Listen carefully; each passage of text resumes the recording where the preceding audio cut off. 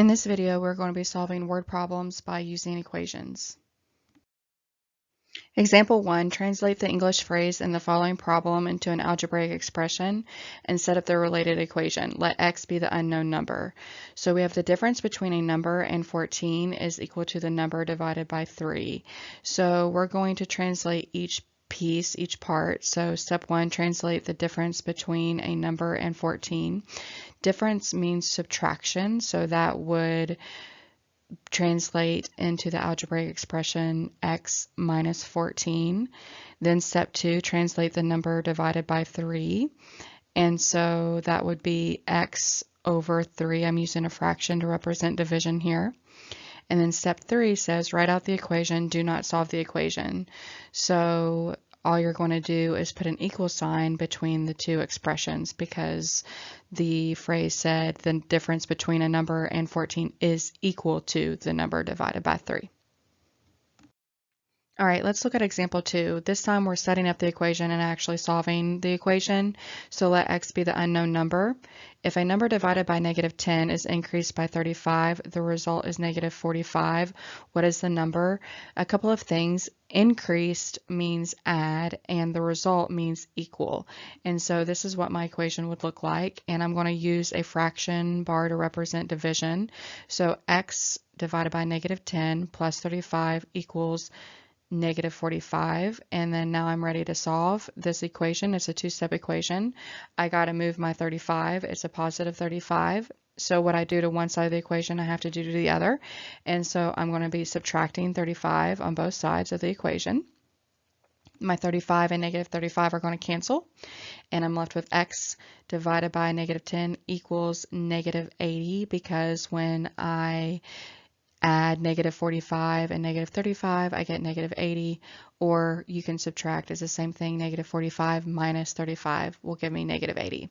Now I have one step left. X is being divided by negative 10, so to undo division, I have to multiply both sides of the equation by negative 10 to get x by itself. And so when I do that, my negative 10s on my left of the equation are going to cancel, and then I'm left with x is equal to 800. All right, example 3, the sum of three consecutive integers is negative 36. Find the three integers. So the first thing you need to know is what are consecutive integers? They are integers that follow each other. They follow in a sequence or in an order. So for example, 1, 2, 3 would be three consecutive integers. And so to set up this equation to solve for the three integers, we're going to let x represent our first integer. And so the next one in the sequence would be x plus 1, and then the third number would be x plus 2. And so since it says the sum, we're going to add all three of those expressions and set them equal to negative 36, since it says the sum is going to be negative 36. Now I have an equation that I'm going to solve, and I'm going to simplify down. And so I have 3x plus 3 is equal to negative 36. And so to solve this, it's a two-step equation. And so I need to move my positive 3 by subtracting 3 on both sides. And when I do that, my 3 and negative 3 are going to cancel, and I'm left with 3x is equal to negative 39. Now I have one step left. 3 and x are being multiplied, so to undo multiplication, I'm going to divide both sides by 3.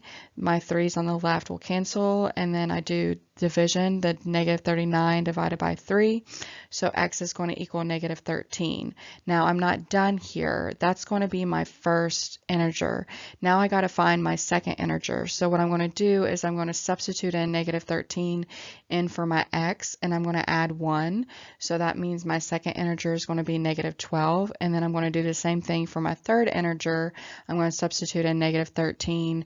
Negative 13 plus 2 is equal to negative 11. So my three consecutive integers that have a sum of negative 36 will be negative 13, negative 12, and negative 11.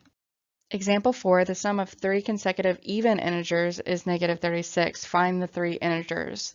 And so what is an even integer? It is an integer that is divisible by 2.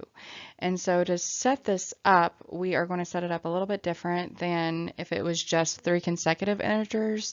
And so our first integer is going to be x plus 2. Our second integer is going to be x plus 4. That's going to get us the next even integer. And then the third even integer would be x plus 6. And so the sum, we're going to set up an equation where we add all of those expressions and we set them equal to negative 36. Now I'm ready to simplify and solve for x. And so I'll have 3x plus 12 is equal to negative 36, and I'm solving this equation. It's a two-step equation. I have a positive 12, so I need to subtract 12 on both sides, and when I do that, my 12 and negative 12 are going to cancel on my left, and I'm left with 3x is equal to negative 48. Now I have one step left. 3 and x are being multiplied, so I have to divide by 3 on both sides. The 3 on my left is going to cancel out, and now I'm going to divide negative 48 and 3x is going to give me negative 16. That's not my answer. I need to substitute in x into my expressions and figure out what my first integer is going to be. And so when I do that, I do negative 16 plus 2 equals negative 14. That's going to be my first even integer, and then I'm going to do the same thing for the second one. I'm substituting negative 16 and adding 4, so negative 12 would be my second consecutive even integer, and then to get my third, I substitute in negative 16 plus 6, and I get negative 10. And so negative 14, negative 12, and negative 10 would be the three consecutive even integers that give me a sum of negative 36. And what is great about this also is that you can actually check to see if your answer is correct. You know, you can figure out whether they're actually even numbers, if they're divisible by 2. You can also add all three of these numbers and see if they give you negative 36, which they do. And lastly, I'm going to make a note that you would follow the same process if you were solving a problem involving three consecutive odd integers.